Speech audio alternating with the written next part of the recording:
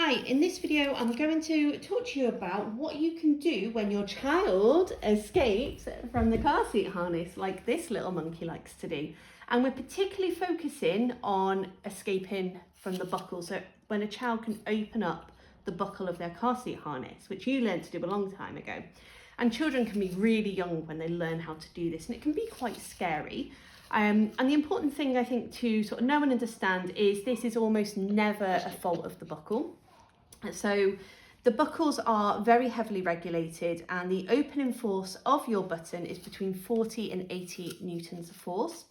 And in the testing, that is actually tested loaded and unloaded, and it's also tested after the dynamic crash test has taken place. Sorry.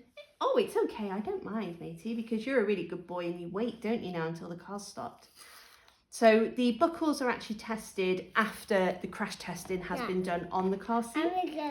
So we can understand that the buckle obviously is safe and can be opened after, if a collision takes place, heaven forbid.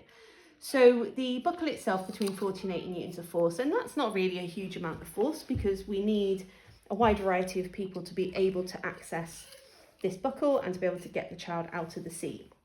Now, if your child is escaping from the car seat, you've got a couple of things to check first. And the first is, why are they trying to escape? Is there a reason with the car seat? Is there something that's making them uncomfortable as to why they're trying to get the harness off and open it up? Or are they just testing their boundaries? So with the car seat, you're going to first of all have a look at where your headrest is sitting and your harness straps. And what we're aiming for is for the child's head to be central in the headrest and the harness straps to be sort of level across their shoulders. We don't want these straps dipping right below their shoulders. Now you're aiming for level width if you can. If your child rear faces in the car, like Ollie does, then you can dip just below the shoulders. And if your child forward faces, you can go just above the shoulders, but we're not going, good job, dude. Sorry. It's okay, matey. We're not going up round their ears and we're not going right the way down their back. Now, if your harness straps are too low on the car seat and they haven't been raised up and adjusted, then that's one reason why your child might be trying to escape the car seat. So it'll be feeling very tight on their shoulders, and that gives them all the purchase they need to actually put the force down on the buckle to pop it open. So check your harness height first and make sure it's the right height. Also check your tension as well. Oops, oh, thank you very much. Check the harness tension and make sure your harness isn't overly tight. Now, when we're doing our harness tension and we're pulling it tight on our little ones, we're measuring the tension with the pinch test. So between the buckle and the pad. So just here, we're trying to pinch the webbing top to bottom. And as you can see, obviously, I'm not able to do that. So you can see I can't do that. I cannot pinch this webbing top to bottom. This harness is tight enough. This does not need to go any tighter, okay? So we're checking that. Make sure they haven't got any sort of thick puffy coats or snowsuits on that are making them overheat and causing the harness to sit incorrectly on them, because that will make them really uncomfortable and again encourage them to want to get out the car seat in the first place. So again, may start messing about. Hang on a second, 1 minute, can you do it in a minute? May start messing around with the buckle. Now, you check all that off, little one still escapes the car seat. So Ollie learned to do this a long time ago. Ollie's 3.5 now, but you've been doing this such a long time. She learned. Right, would you like to show everyone how you get out? And you could see him pushing against your straps there. No, I want to do it on myself. Okay, you can do this on yourself. By yourself even. I'm trying. Mummy's got the grammar of a 3-year-old. Can you get out? You can do it, dude. Good job, dude. Nice one, matey. So yeah, you can clearly see there what he was doing to get out of the car seat and pop the buckle open. And some kids just learn to do this. Now with Ollie, what worked for us, now he doesn't open his buckle mid-journey. You could see there I asked him to wait and he waited. All we did when he first opened his buckle, I mean, we're not particularly shouty, but we had a really very firm no, probably the firmest no he's ever had in his life, and get those straps back on. We buckled him back up, obviously we pulled over safely, rebuckled him, firm no again, and we did that each time he opened the buckle and he very quickly stopped. What we did do, however, is let him unbuckle himself when we said seatbelts off. So when we arrive at our destination, we go no, we keep our belts on all the way through the journey. Everybody wears their seatbelt. It keeps you safe in the car seat. you know, you can explain this to a child in a very age appropriate way, but you do know your child best. We said to Ollie, your straps are here to keep you safe in the car seat. If mummy accidentally crashes the car, this is going to hold you in and keep you really super safe. So you have to have that on. And look at your brother Alfie, look at mummy, look at daddy. We've got our belts on. We all wear our seat belts. So that's what worked for us. It's not going to work for everybody else, but might be worth giving it a go. So you need to keep your belts on, but when we stop and get to our destination, we'll say seat belts off, and then you can unbuckle your harness.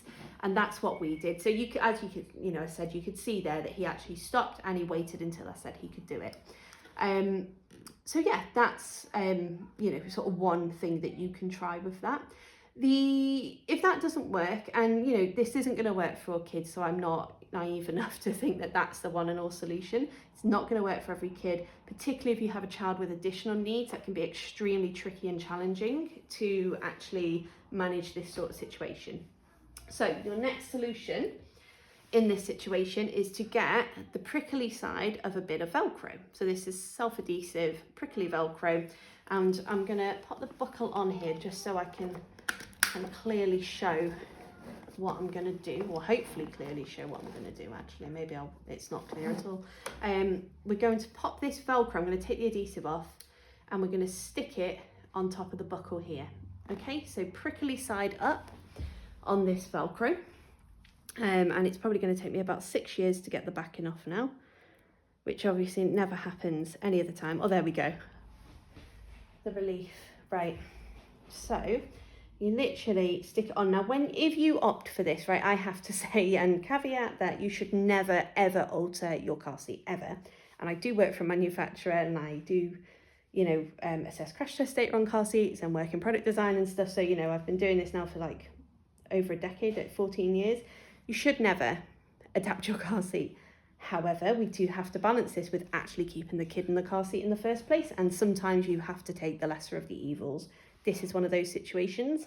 If you can't keep your child in that harness and everything else you've tried hasn't worked, you've got to do something to keep them safe. So, prickly side of your Velcro, and we're going to very carefully, and I can't worry too much about the camera here because I need to make sure I get it on properly. We're just going to pop this on here. Now, what you're checking if you do this, one, that it sticks, okay, because we don't want this coming off and your child eating it. Now, this is quite spiky, so the idea with doing this is it will deter little ones because they won't like the feeling on the fingers. Now, this is what I would consider a last resort option, right? This is when nothing else has worked. So this is not your first solution for a child popping your buckle open, because we really want to try and avoid messing about with the car seat and adapting it, okay? So I can't be any more clear on that. Try everything else first, completely exhaust all other options before you get to this stage.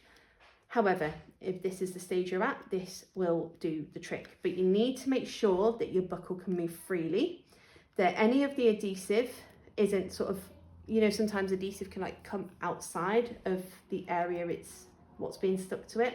Make sure that adhesive doesn't go in any moving part of the buckle, which you can see here, and that your buckle can operate normally, okay? And it is purely a deterrent. As soon as your child stops messing about with the buckle, you take that off, okay? And then you keep that sticky Velcro off, and unless you need it again in the future, but hopefully that will do the trick.